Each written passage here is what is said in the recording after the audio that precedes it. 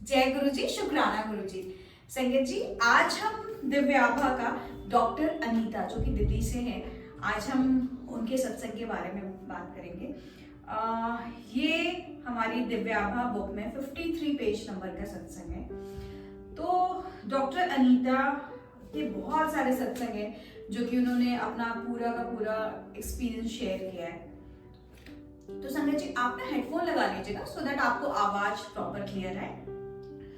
मेरे परिवार में गुरुजी के प्रथम दर्शन से अब तक बहुत कुछ हो चुका है। उससे पहले मेरे जीवन में अभूतपूर्व अशांति थी। मेरे पिता अवचेतन अवस्था में 1.5 माह से हॉस्पिटल में थे। स्वयं डॉक्टर होने के कारण मुझे जो समस्याएं उत्पन्न हो सकती थी उनका आभास था मुझे, अतः मैं कभी उनके पास से उठने का साहस नहीं जुटा पाती थी।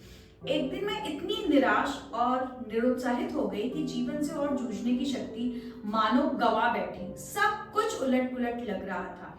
आर्थिक स्थिति डवाडोल हो चुकी थी और पिता को प्रति मिनट जीवित रखने की चेष्टा अति कठिन लग रही थी। मेरी बहन और भाई भी अब प्रयास कर रहे थे, कोई भी प्रयत्न सफल नहीं हो रहा था। मैं पूरी तरह से निराश हो चुकी थी। आंसू रोके हुए मैं सोच रही थी कि प्रभु क्यों नहीं आकर मेरे परिवार और हम सब की सहायता करते हैं। मैंने उनमें सदा हृदय से विश्वास और प्रेम किया था, फिर वह क्यों हमारी पुकार नहीं सुनते हैं। मेरे लिए किसी ऐसे व्यक्ति से मिलना नितांत आवश्यक था जो मेरे बिना कुछ कहे मेरे समस्त दुख समझ सके, जो हमें अपने आश्रम में ले जा सके और मुझे इतनी शक्ति दे सके कि मैं वास्तविकता का सामना कर सकूं और मैं जब भी कठिनाई में हूं तो मुझे वहां से निकाल सके। एक रात मैं सो नहीं पा रही थी। प्रातः 3 बजे के आसपास मेरे भाई शिव ने अचानक कमरे में प्रवेश किया और हमें कुछ प्रसाद दिया। शिव ने कहा कि वह गुरुजी के यहाँ गया था और वहां पर कुछ सुने हुए चमत्कारों का वर्णन किया। उसके बाद मुझे गहरी नींद आ गई। अगले दिन मेरे पति और मैंने गुरुजी के दर्शन करने का निश्चय किया। तब भी मुझे यह नहीं पता था कि जब तक वह स्वयं नियत नहीं करे उनके दर्शन नहीं हो पाते हैं। मेरी कल्पना में हम किसी वृक्ष के नीचे बैठे हुए लंबी दाढ़ी वाले बाबा से मिलेंगे और उनसे मिलकर मुझे अति आश्चर्य हुआ। एक ऐसी तीव्र ज्योति वाले वो महानुभाव थे जो छोटे बालक की भांति मुस्कुराते थे और जिनकी आंखें आपको भेद देने की क्षमता रखती थी। वो आपको अंदर तक छू जाते थे। उनसे मिलकर मैं भाव विभोर हो चुकी थी। उनकी सुगंध इतनी तेज थी कि मानो उनके सब ओर गुलाब का अर्क बिखरा हुआ था। उन्होंने हमें अपने पास में बैठाया और सुरक्षित होने का आभास दिया। किसी अज्ञात कारण से उसी समय मेरा मानसिक तनाव समाप्त हो गया था। उन्होंने यह सांत्वना दी कि सब ठीक हो जाएगा। अगले ही दिन मैं अपने जुड़वा पुत्रों को जो उस समय 4 वर्ष के हो चुके थे गुरुजी के पास लेके गई। मार्ग में मैंने उन्हें समझाया कि वहां पर गुरुजी को प्रणाम करना है, किंतु मेरे बड़े पुत्र दक्ष ने भोलेपन से उत्तर दिया कि वह केवल शिव जी के चरण स्पर्श करेगा। तब मैंने आगे बढ़कर गुरुजी के चरण स्पर्श किए। ध्रुव ने मेरा साथ दिया पर दक्ष अपने स्थान पर खड़ा रहा। मुझे अत्यंत बुरा प्रतीत हुआ कि दक्ष चरण स्पर्श नहीं कर रहा। अचानक मैं क्या देखती हूँ कि दक्ष ने गुरुजी के पास जाकर उनके चरण कमलों को स्पर्श किया। बाद में मैंने उसे चिढ़ाते हुए पूछा कि उसने चरण स्पर्श क्यों किए। उसने अपने भोलेपन से उत्तर दिया कि उसने तो शिव जी के चरणों को स्पर्श किया था। इस प्रकार सबको परोक्ष में रखते हुए गुरुजी ने दक्ष को अपने वास्तविक दर्शन करा दिए थे। उसके पश्चात क्रमशः परिस्थितियां सुधरने लगी। गुरुजी के आशीष से मेरे पिता के उपचार के लिए सहायता हर दिशा से आई। मेरे पति को भी अपना मनपसंद कार्य मिल गया। तुम्हारे बच्चे को कुछ नहीं होगा। वर्ष 2000 में दक्ष को अपच के साथ फीवर और वजन घटने की शिकायत हो गई। उसके शरीर की गांठें सूज गई थी। डॉक्टरों ने उसे प्रतिजैविक दवाओं से स्वस्थ करने का विफल प्रयास किया। एक सोमवार को हम उसे सर गंगाराम हॉस्पिटल के वरिष्ठ डॉक्टर से परीक्षण करवाने ले गए। मैं भयभीत थी। दक्ष के सब लक्षण कैंसर रोग थे। डॉक्टर के कक्ष की ओर जाते हुए मैंने गुरुजी के चित्र को अपने से जकड़े हुई थी। चलते हुए मैं गुरुजी से प्रार्थना और आग्रह कर रही थी। मुझे ज्ञात था कि वो चाहे तो दक्ष को एक क्षण में ठीक कर सकते हैं। कक्ष में घुसते ही उनकी सुगंध आ गई। मुझे याद था कि यदि उन्हें सत्य मन से स्मरण किया जाए तो वह तुरंत सहायता करते हैं। वो गुलाब के पुष्पों की तरह महक उनके वहां होने का अंदेशा था। डॉक्टर ने दक्ष का परीक्षण कर निराशाजनक रूप से मुझे देखा। उनके अनुसार उनके किडनी और प्लीहा दोनों बढ़े हुए थे, जो असाध्यता की ओर संकेत दे रहे थे। चिकित्सक ने मुझसे भी वो अंग स्पर्श कराए जिससे मुझे उनकी क्षति का ज्ञान हो सके। उन्होंने तत्काल अल्ट्रासाउंड की सलाह दी जिससे रोग के विस्तार का अनुमान लगाया जा सके। मेरी आंखों में आंसू भर गए। मैं उत्सुकता से गुरुजी के इस कठिनाई से निकलने की प्रार्थना कर रही थी। मैंने उनके इतने चमत्कारों के बारे में सुना था और विश्वास था कि वे मेरे बेटे को ना पुनः स्वस्थ कर सकते हैं। लैब में 40 मिनट की यात्रा में गुरुजी की सुगंध मेरे साथ आती रही, ये संकेत देती रही कि सब ठीक हो जाएगा। वहां पर जब टेस्ट चल रहा था तब मेरे बेटे और मुझे, हम दोनों को गुरुजी की सुगंध आती रही। अंततः गुरुजी की कृपा से टेस्ट में कुछ भी नहीं निकला। यकृत और प्लीहा दोनों सामान्य थे, लक्षण बदल चुके थे। गुरुजी ने हमारी प्रार्थना स्वीकार कर मेरे पुत्र को नया जीवन प्रदान किया था। शाम को जब हम गुरुजी के पास पहुंचे तो प्रवेश करते हुए मैं उनको उस दिन के घटनाक्रम के बारे में बताना चाह रही थी। उसी समय गुरुजी ने नटखट मुस्कुराहट से स्वयं ही पूछ लिया कि क्या रोग निकला। मैं भाव विह्वल हो गई। उनको पहले से ही उस घटनाओं का ज्ञान था और फिर भी उन्होंने हमारी उत्सुकता को शांत करने का अवसर दिया था। मैंने उनको बताया कि डॉक्टर को कैंसर होने का अंदेशा था। मेरी आंखों से पानी निकलने वाला था। तभी उन्होंने कहा, मैं चिंता ना करूं, मेरे पुत्र को कुछ नहीं होगा। मैंने उनसे प्रश्न किया, क्या और टेस्ट कराने आवश्यक है? उन्होंने उत्तर दिया कि चूंकि मैं स्वयं डॉक्टर हूं, मेरी चिंता परीक्षण करवाए बिना शांत नहीं होगी। यदि चाहूं तो और परीक्षण करवा सकती हूँ। मेरे तार्किक मन के किसी कोने में छिपी हुई जिज्ञासा को शांत करने के लिए मैंने सारे टेस्ट करवाए और वो सब सामान्य आए। अंत में गांठ की बायोप्सी हुई तो अब जुड़नी आरंभ हो गई थी। जो गांठ निकाली गई थी उसमें बदलाव दृष्टिगोचर था। मैं दुविधा में थी कि यह कैसे संभव था। गुरुजी ने कहा था कि सब कुछ ठीक हो जाएगा, फिर ऐसा क्यों हो रहा है? सब प्रकार के विचार मेरे मन में आ रहे थे। मैं हताश थी। उसी दिन मुझे संगत में सप्ताह में एक ही बार आने को कहा गया। मैं असमंजस में थी कि गुरुजी ने ऐसा क्यों किया। अगले सप्ताह जब बायोप्सी का परिणाम आया तो सब कुछ सामान्य था। डॉक्टर वह विश्वास नहीं कर पा रहे थे। उन्हें उसे चमत्कार ही कहा, परंतु हमें पता था कि यह कैसे हुआ है। गुरुजी ने मेरे पुत्र को आशीर्वाद दिया था, यह तो होना ही था। कुछ सप्ताह पश्चात गुरुजी ने मात्र इतना ही कहा, जा तेरे मुंडे नू ठीक कर दिता। उस दिन से दक्ष का फीवर समाप्त हो गया, उसकी भूख ठीक हो गई, गांठ कम हो गई और सारे लक्षण मिट गए। गुरुजी धन्य है कि सब ठीक हो गया। उसे कभी कोई दवाई नहीं दी गई क्योंकि यह निष्कर्ष निकाला ही नहीं जा सका था। गुरुजी के साथ हर क्षण चमत्कार है जो जीवन को और मधुर बनाता है। वह आपका हाथ पकड़कर सही मार्गदर्शन कराते हैं। वो आपकी हर आपदा से रक्षा कर अपने हृदय से लगा कर रखते हैं, जैसे एक माँ अपने शिशु को बचाती है। जब आप अपने मार्ग से भटक जाते हैं तो वह हल्के से अंकुश लगाकर वापस आपको सही मार्ग पर ले आते हैं।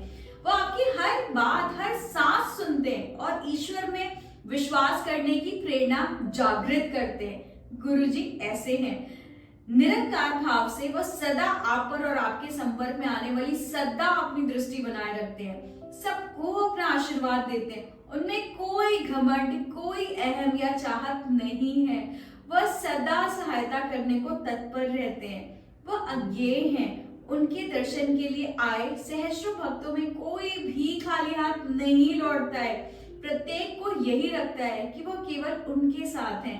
वह सबको इस संसार में रहने का सही मार्ग बताते हैं। जब हम कोई भूल करते हैं वह चुपचाप हमारे दुष्कर्म अपने पर ले लेते हैं और हमारे सारे कष्ट सहन कर लेते हैं। उनके सदृश कोई नहीं है और ना हुआ है और ना ही होगा। कुछ वर्ष पूर्व मेरी माँ को हीमोग्लोबिन कम होने के कारण हॉस्पिटल में प्रविष्ट कराना पड़ा था।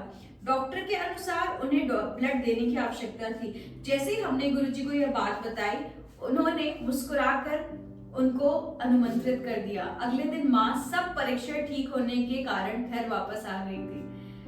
मेरी मौसी जो कभी भी गुरुजी से नहीं मिली थी, एक दिन अनकॉन्शियस अवस्था में चली गई और उन्हें हॉस्पिटल में भर्ती कराना पड़ा। क्योंकि उनका ब्लड प्रेशर बहुत हाई था, डॉक्टर को संदेह था कि उनके मस्तिष्क में रक्तस्राव हुआ है। गुरुजी उस समय दिल्ली में नहीं थे। मैं उनके चित्र के समक्ष खड़े होकर उनसे उपचार करने के लिए विनती करती रह गई। उस समय मौसी का केट स्कैन हो रहा था। प्रार्थना करते ही उस कक्ष में गुरुजी की सुगंध भर आई और उसका परिणाम सामान्य आया। मैं रात को अपनी मौसी को सोता हुआ छोड़कर घर वापस आ गई।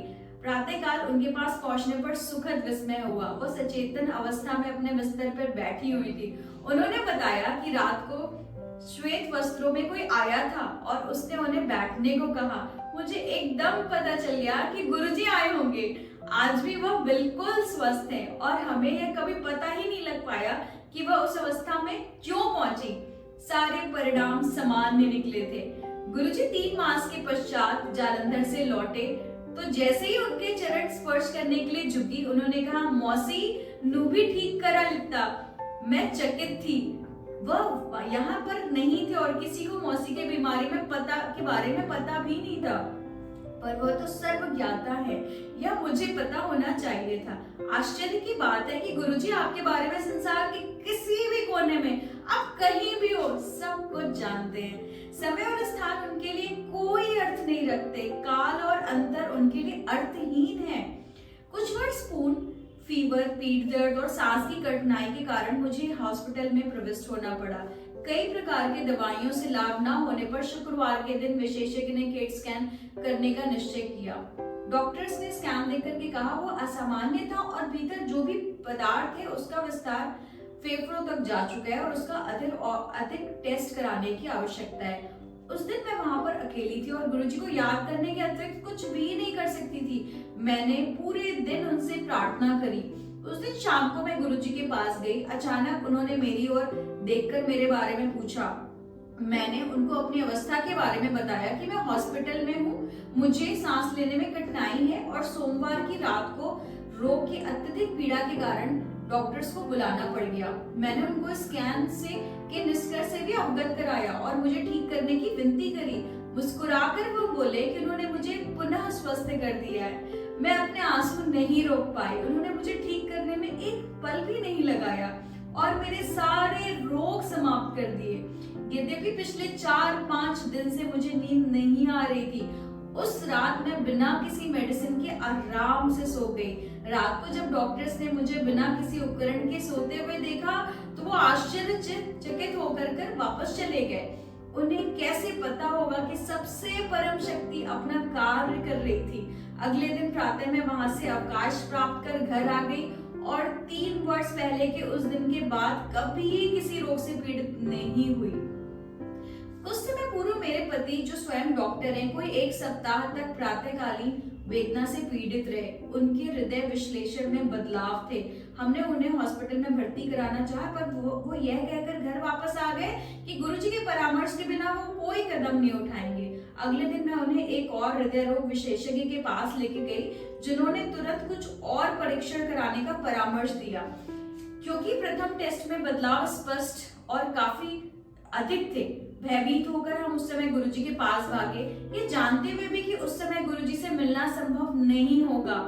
वहां पहुंचने पर हमें अत्यंत आश्चर्य हुआ जब तुरंत उनके दर्शन हो गए और वो बोले कि अब अरुण को ठीक कराने आए हो।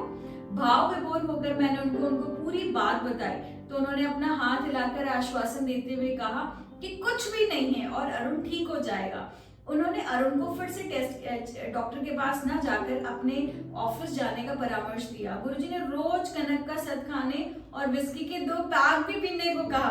कुछ सप्ताह उपरांत गुरुजी ने अरुण को कहा कि उन्होंने उसका हृदय ठीक कर दिया है, अन्यथा उसकी शल्य चिकित्सा करवानी पड़ती। गुरुजी की कृपा से अरुण अब बिल्कुल स्वस्थ है। संगत का यह सुखी परिवार देने के लिए हम गुरुजी के प्रति कृतज्ञ हैं। प्रार्थना है कि वह सदा अपनी दृष्टि हमारे ऊपर बनाए रखेंगे।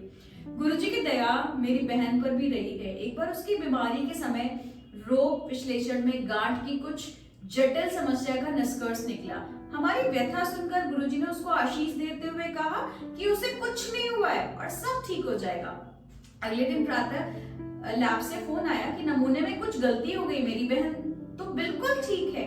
ऐसा भी नहीं है कि मात्र मेरे परिवार को गुरुजी का प्रेम मिला है। मेरे पड़ोस में रहने वाले श्री सेठी को गंभीर रूप से अग्नाशय कोप हो गया था और उनके ठीक होने के आसार बहुत कम थे।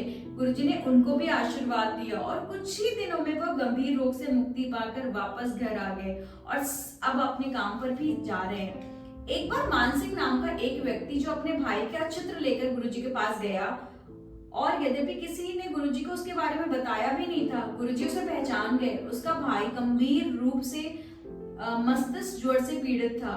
वह श्वास यंत्रों पर था और उसका डायलिसिस भी होता रहता था। गुरुजी ने उसको भी अपना आशीर्वाद दिया और उसके भाई को देखने हॉस्पिटल गए। हॉस्पिटल में डॉक्टर्स ने उनके पुनः स्वस्थ होने की आशा छोड़ दी थी, पर अगले 2 सप्ताह में वो हॉस्पिटल से अवकाश प्राप्त कर घर वापस आ गया। उसके परिवार के सदस्य उसे पुनर्जीवित करने के लिए अब भी गुरुजी को लगातार धन्यवाद देते रहते हैं।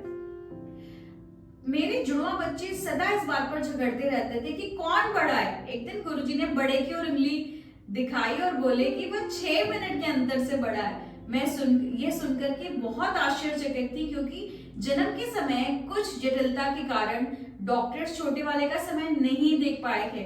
मैं सोच रही थी कि इनको ऐसा इसका ज्ञान कैसे था। तभी उन्होंने मेरी ओर मुड़कर कहा कि उन्होंने ही इनके लिए मुझे आशीर्वाद दिया था और इसी कारण उन्हें यह पता है।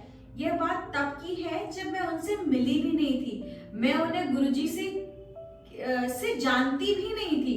उनका अपने जीवन में कभी आभास भी नहीं हुआ था। प्रत्यक्ष रूप से तो वो मुझे कालांतर से जानते थे और अपनी दृष्टि हम पर बनाए हुए थे। अचंभे की बात नहीं है कि गुरु के पास हर दिन चमत्कार होता है। सदा से अपना प्रेम न्यौछावर करने के लिए हम गुरुजी के सदा सदा आभारी हैं।